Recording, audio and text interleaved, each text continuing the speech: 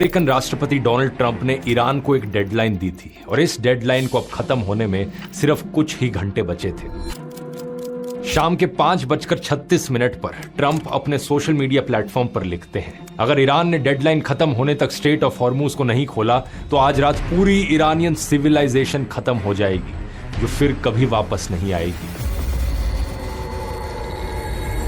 दुनिया का सबसे ताकतवर आदमी एक पूरे देश को, एक पूरी सिविलाइजेशन को खत्म करने की धमकी दे रहा था।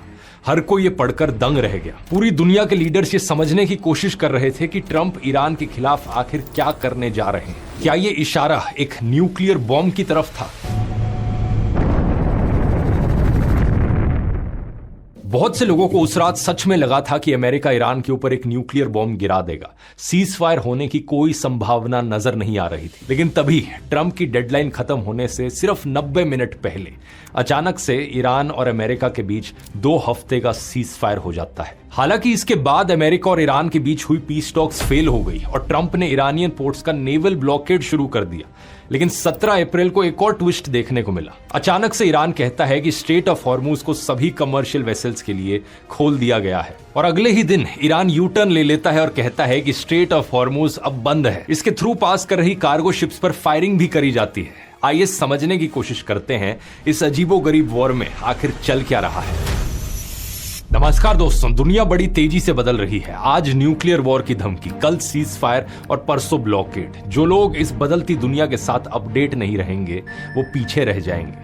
और आज सबसे बड़ा टूल जो आपको आगे रख सकता है वो है एआई। एआई से आज लोग घंटों की रिसर्च मिनटों में कर रहे हैं। बिना एक लाइन का कोड लिखे पूरी की पूरी वेबसाइट बना रहे हैं। Professional presentations, content, data analytics, सब कुछ एआई से हो रहा है। लेकिन प्रॉब्लम यह है कि ज्यादातर लोग अभी भी एआई को सिर्फ चैट जीपीटी तक सीमित समझते हैं। इसलिए मैंने बनाई है एआई मास्टर क्लास, 3 घंटे की लाइव वर्कशॉप जो होने जा रही है 26 अप्रैल को, इस संडे। इसमें मैं आपको हैंड्स ऑन 30 से भी ज्यादा एआई टूल सिखाऊंगा जिससे आप वो सब कर पाओगे जो अभी मैंने बताया। 1 लाख से ज्यादा लोग इस वर्कशॉप को ले चुके हैं और अगर आप भी उनमें से थे जिन्होंने पिछले साल ली थी तो अब टाइम आ गया है अपडेट करने का, क्योंकि अब 26 अप्रैल को होगी एआई मास्टर क्लास 3.0। लेकिन कॉस्ट अभी भी उतनी ही है, सिर्फ 2 मूवी टिकटों जितनी। तो जल्दी से जाकर ज्वाइन कर सकते हो, लिंक नीचे डिस्क्रिप्शन में मिल जाएगा या फिर आप इस QR कोड को भी स्कैन कर सकते हो। ईरान वॉर पर आए तो 28 फरवरी से लेकर अब तक 50 दिन से ज्यादा लंबी इस चली वॉर में 4000 से ज्यादा लोग मारे जा चुके हैं। ईरान में 2000 से ज्यादा, लेबनान में 2100 से ज्यादा,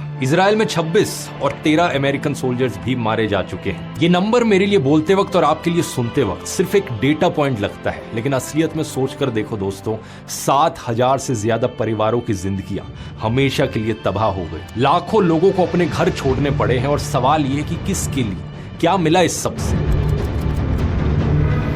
इस वॉर का सबसे खतरनाक एस्केलेशन तब हुआ जब अमेरिका और इजराइल ने ईरान की न्यूक्लियर फैसिलिटीज को टारगेट किया। 21 मार्च को ईरान की नतांज न्यूक्लियर फैसिलिटी पर हमला किया गया। लेकिन सबसे खतरनाक था बुशहेर न्यूक्लियर पावर प्लांट पर हमला। यह ईरान का एकमात्र फंक्शनिंग न्यूक्लियर प्लांट है जहां कई टन न्यूक्लियर मटेरियल है और वॉर शुरू होने के बाद से इसके आसपास 4 बॉम्ब गिराए जा चुके हैं। ये चीज कितनी खतरनाक थी शायद ज्यादातर लोगों को इसका अंदाजा भी नहीं है। अगर ये न्यूक्लियर पावर प्लांट पर थोड़ी सी भी चोट पहुंचती, यहाँ का रेडियो एक्टिव मटेरियल लीक होने लगता, यहाँ पानी कंटेमिनेट हो जाता, पूरे गल्फ रीजन के लिए ये एक बहुत बड़ा डिजास्टर होता है। ऐसी बीमारियां देखने को मिलती जैसी चेरनोबिल के समय देखी गई थी। जनरेशंस तक रिकवर नहीं कर पाती। कतर के प्राइम मिनिस्टर ने 2025 में भी इसके बारे में वार्न किया था कि अगर इस न्यूक्लियर पावर प्लांट को नुकसान पहुंचता तो गल्फ कंट्रीज में कुछ नहीं बचेगा, ना पानी, ना मछलियां, ना कोई जिंदगी।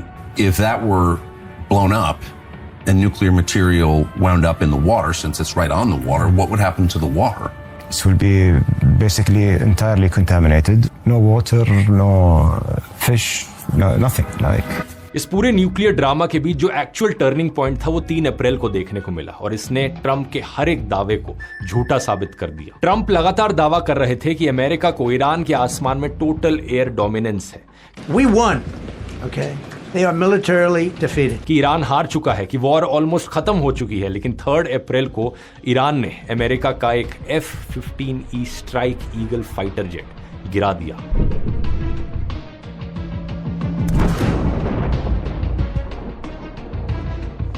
इस प्लेन में 2 लोग बैठे थे, एक पायलट और एक वेपन सिस्टम्स ऑफिसर। दोनों ईरान की जमीन पर जा गिरे। हालांकि पायलट को तो कुछ घंटों में रेस्क्यू कर लिया गया, लेकिन दूसरा बंदा जो इस प्लेन में बैठा था उसका कुछ पता नहीं चल रहा था। अब इस पॉइंट पर ईरान और अमेरिका के बीच एक रेस शुरू हुई। इस बचे हुए आदमी तक पहले कौन पहुंचेगा। अगर ईरान पहले पहुंच जाता तो एक अमेरिका का कर्नल ईरान के हाथों में होता, जो ट्रंप के लिए इतनी बड़ी एम्बैरेसमेंट होती कि पूरे वॉर का रूल ही बदल जाता। ये एयरमैन जो नीचे गिरा था, ये 24 घंटों से ज्यादा तक एनिमी लाइंस के अंदर अकेला छिपा रहा। इजेक्शन में आई चोटों के बावजूद ये 7000 फीट की ऊंचाई तक चढ़कर गया, हाइक करा और वहां जाकर एक पहाड़ की दरार में छिप गया। इमरजेंसी की सिचुएशंस में यही प्रोटोकॉल है कि अपने आसपास के एरिया में जो भी सबसे ऊपर वाली जमीन दिखे वहां पर जाकर छुप जाओ। यहां इसने सिर्फ 3 शब्द का एक रेडियो मैसेज भेजा, God is good. American officials को पहले लगा कि यह मैसेज फेक है जिसे ईरान ने भेजा है ताकि रेस्क्यू के लिए अमेरिकन फोर्सेस को बुलाकर उन्हें एम्बुश किया जा सके, लेकिन एनालिसिस के बाद उन्हें पता चला कि यह तो सच्चा मैसेज था। यहां पर फिर एक ऐसा रेस्क्यू ऑपरेशन शुरू होता है जो अपने आप में ऐतिहासिक था। सबसे पहले CIA ने एक डिसेप्शन कैंपेन शुरू करी। ईरान के अंदर यह गलत जानकारी फैलाई कि उस फाइटर जेट के दोनों लोगों को पहले ही रेस्क्यू कर लिया जा चुका है, ताकि ईरानियन फोर्सेस उस एयरमैन को ढूंढना बंद कर दे। इसके बाद CIA ने उस एयरमैन की एग्जैक्ट लोकेशन को आइडेंटिफाई किया और मिलिट्री के साथ शेयर किया, जिसके बाद डेल्टा फोर्स और नेवी सील टीम 6 के सैकड़ों जवान ईरान में दाखिल हुए। US प्लेन्स उस एरिया में स्ट्राइक्स करते हैं ताकि ईरानियन फोर्सेस पहले ना पहुंचे और अंत में एयरमैन को रेस्क्यू कर लिया जाता है। 5 अप्रैल को ट्रंप पोस्ट करते हैं, वी गॉट हिम। उन्होंने कहा कि एनिमी लाइंस के अंदर बिना किसी नुकसान के ये रेस्क्यू दिखाता है कि ईरान के आसमान में अमेरिका की टोटल एयर डोमिनेंस है। लेकिन सच्चाई यही थी कि सक्सेसफुल रेस्क्यू ऑपरेशन के बावजूद भी ईरान ने अमेरिका का एक फाइटर जेट गिरा दिया था। रेस्क्यू हेलीकॉप्टर्स पर भी फायरिंग की थी, जिसमें एक war plane A-10 warthog crash हो गया था और 2 ब्लैक हॉक्स हेलीकॉप्टर हिट हुए थे। इसके अलावा 2 ट्रांसपोर्ट एयरक्राफ्ट भी डैमेज हुए और मिलिट्री ने उन्हें ईरान की जमीन पर ही डिस्ट्रॉय कर दिया ताकि वो ईरानियन हाथों में ना पड़े। इस बीच तक ट्रंप ने ईरान को स्ट्रेट ऑफ हॉर्मुज खोलने की 4 बार डेडलाइन दे दी थी। पहले 21 मार्च, फिर 23 मार्च, फिर 28 मार्च और फिर 6 अप्रैल।